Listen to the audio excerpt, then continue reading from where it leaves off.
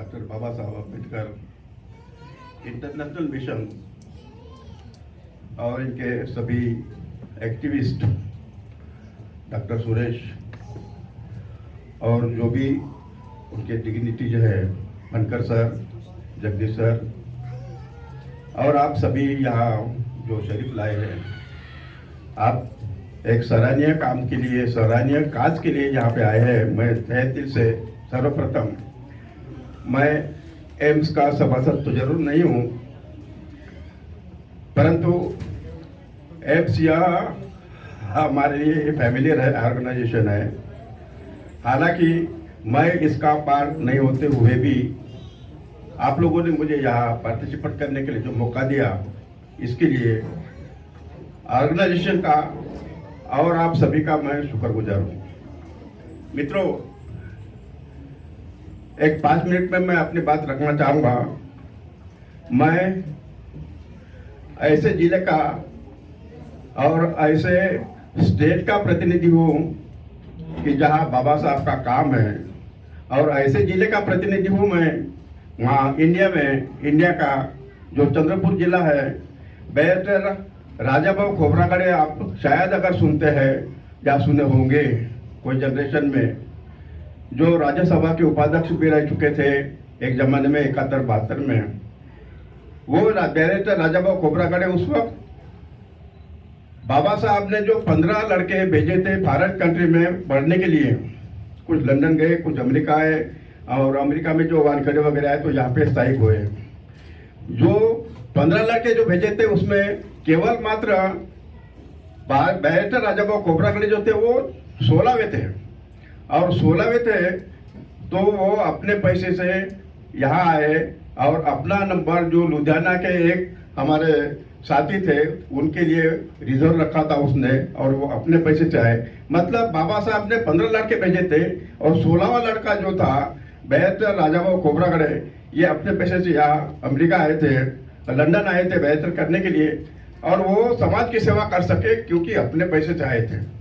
और गवर्नमेंट के पैसे से लाल लीद से बाबा साहब ने जो कमिटमेंट किया था कि मैं अगर अकेला 50 ग्रेजुएट के बराबर अगर हूँ, 500 ग्रेजुएट के बराबर अगर हूँ, तो मैं इस देश में क्रांति लाने के लिए केवल बुद्धिजीवी वर्ग होना चाहिए। इसलिए बाबा साहब ने वहाँ से स्कॉलरशिप मंजूर की, जो कि उस स्कॉलरशिप के बदौलत 15 लड़के फॉरेन में पढ़ने के लिए आए थे। ये एक मकसद है और उस जिले का प्रतिनिधि हूँ।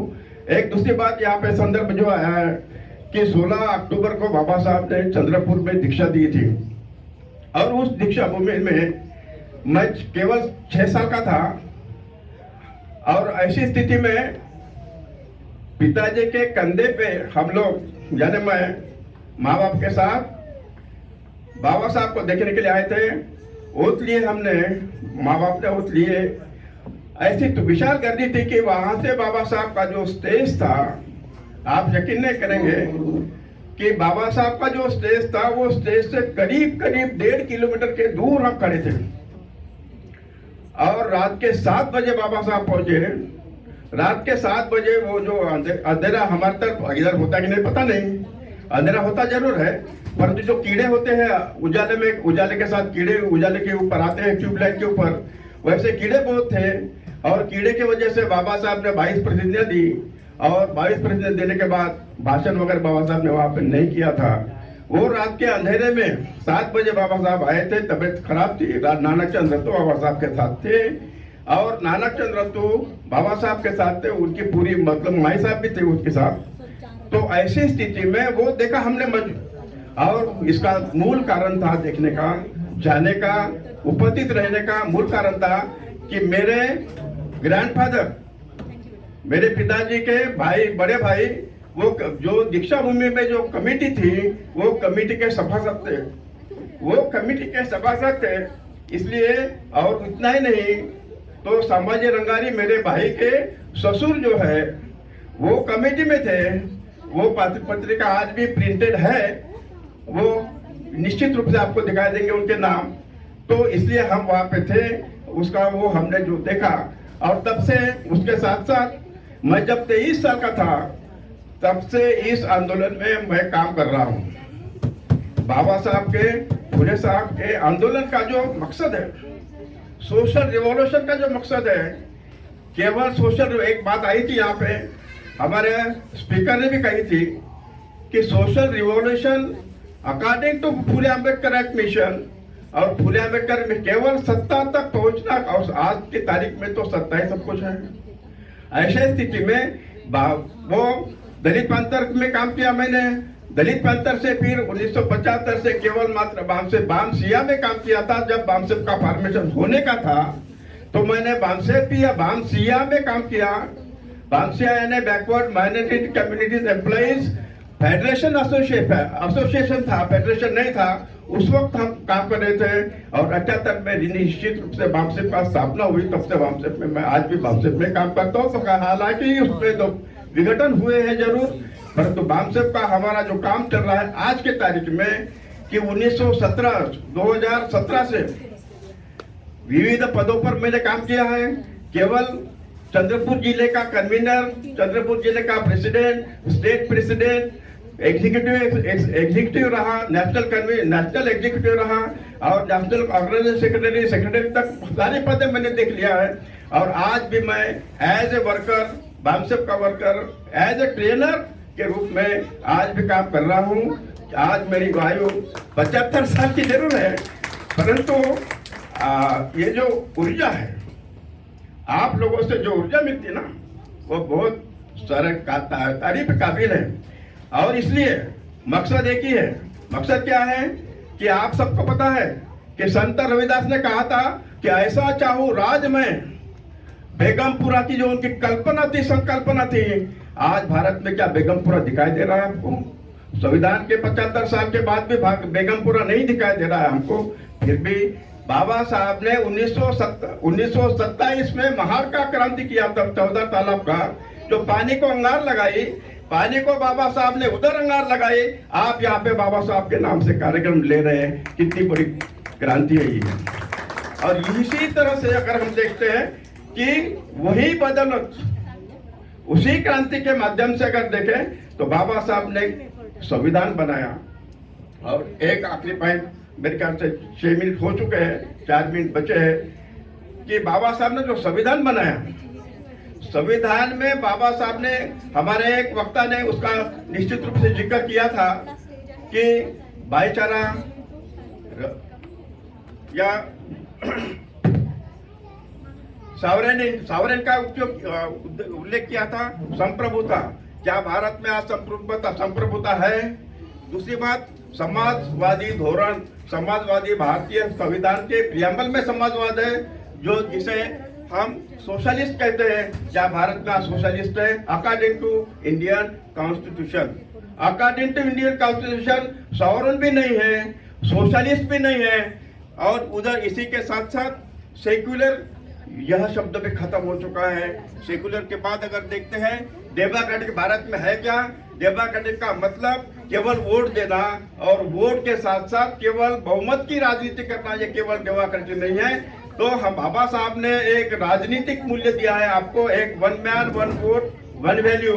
उसी प्रकार से सोशल और सामाजिक और आर्थिक विकास आपका नहीं हुआ है, और इसलिए बाबा साहब ने मूलभूत अधिकार रखे हैं। मूलभूत अधिकार का संरक्षण करने के लिए आपको डायरेक्टिव प्रिंसिपल रखे हैं, मार्गदर्शक तत्व रखे हैं, परंतु भारतीय संविधान का आज देश में कोई काम नहीं हो रहा है। मैं यूएसए का प्रतिनिधि करके नहीं बोल रहा हूँ, भारत का प्रतिनिधि करके बोल रहा हूँ। और आज जो आपने एक जिक्र निकला था यहाँ पे कि महाबोधि महाविहार का जिक्र निकला था। महाबोधि महाविहार अगर हम देखते हैं तो महाबोधि महाविहार केवल आंदोलन करते रहो तुम, बाकी और कुछ नहीं कर सकते। आंदोलन, केवल आंदोलन कर सकते। इसका कारण यह है कि निश्चित रूप से अगर आप देखते हैं कि ये जो वक्त का बिल आया है इंडिया में, अगर आपने बिल देखे होंगे, अगर आप इंडिया में पार्लियामेंट में जो रात के 12 बजे के बाद वोटिंग जो हुआ था, वो वक्त बिल जो था मुस्लिम के लिए, निश्चित रूप से मुस्लिम के लिए था, ऐसा हम मानते हैं। उसके कंटेंट आप देखते हैं तो उसके कंटेंट में आप जाएंगे तो 22 लोगों की जो कमेटी है 9A में 22 लोगों की कमेटी में 12 लोग गैर हिंदू होंगे और 10 लोग मुस्लिम होंगे। क्या ये मुस्लिम लोगों का वक्ती कमेटी हो सकती है? उसी प्रकार से एक 11 लोगों की कमेटी है, वो 11 लोगों की कमेटी में 7 लोग गैर हिंदू होंगे और बाकी जो बचे 5 लोग वो जो भी है वो मुस्लिम होंगे। यही धोरण, यही कायदे का इम्प्लीमेंट बौद्धों के जगह पर होने वाला है आने वाले दिनों में। यही कायदे का इम्प्लीमेंट सिखों के गुरुद्वारा पे होने वाला है आने वाले दिनों में। यही कायदे का इम्प्लीमेंट आने वाले दिनों में क्रिश्चियन मिशनरी के जगह पर भी होने वाला है। ये मत सोचो कि केवल वो हमारे उनके लिए अपना क्या करना है, ये आंदोलन का सवाल है। आंदोलन को अगर हम सही मायने में अगर समझते हैं, आंदोलन के लिए जीना है ना, हम अगर आंदोलन के लिए अगर मर भी जाते हैं कोई फर्क नहीं पड़ता। परंतु मैंने जिंदगी में आज तक घर के लोग कितने सफर हुए ये नहीं पता, परंतु ये आंदोलन के बदौलत केवल मात्र हम लोग जिंदे हैं। और इस जिंदेपन को और जिंदा रखना चाहते हो तो केवल एक बात ध्यान रखो कि ईगो सेटिस्फाई करने के लिए काम मत करो। मैं इतने भारी भारी पदे पर रह चुका हूँ ऑर्गेनाइजेशन में, आज भी हूँ, पर एक कॉमन कार्यकर्ता के रूप में जब मैं काम करता हूँ गांव में, तो एक अलग ही ये जो धारणा होती है, अलग ही निर्माण होता है कि कितना अच्छा काम होता है लोगों तक जाने का।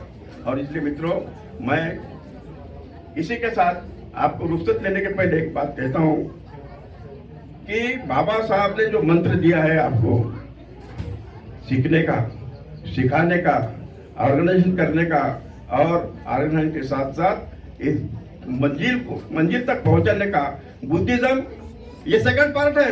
हमारे एक वक्ता ने कहा था कि व्हेनेवर यू आर बुद्धिस्ट तो you can convince other people also.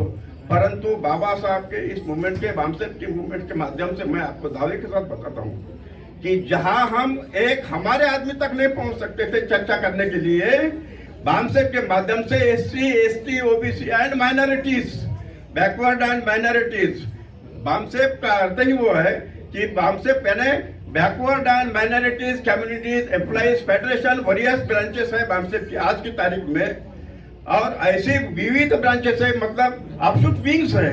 मैं अपशूट विंग्स के एक इस पे काम करता हूँ, उसमें मार्गदर्शन के रूप में ही काम करते रहते हैं या कैडर कैंप लेने का काम करते रहते हैं। परंतु आज की तारीख में आपको केवल एक ही आवश्यकता है कि हमारे लोगों का जो दुख दर्द है बांटने की आवश्यकता है।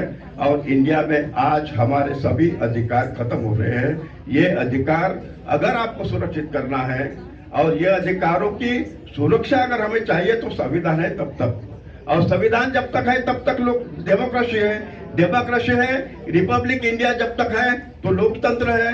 और लोकतंत्र के साथ साथ ही आपके अधिकार सुरक्षित हो सकते हैं, वो जिंदा रखने के लिए आपको काम करना। इसलिए ये जो बैच आप देख रहे हैं, ये बैच 1917 से हमने कंधे पे लगाया है, सीने पे लगाया है। ये भारतीय संविधान सम्मान सुरक्षा, भारतीय संविधान सम्मान सुरक्षा का बैच है ये।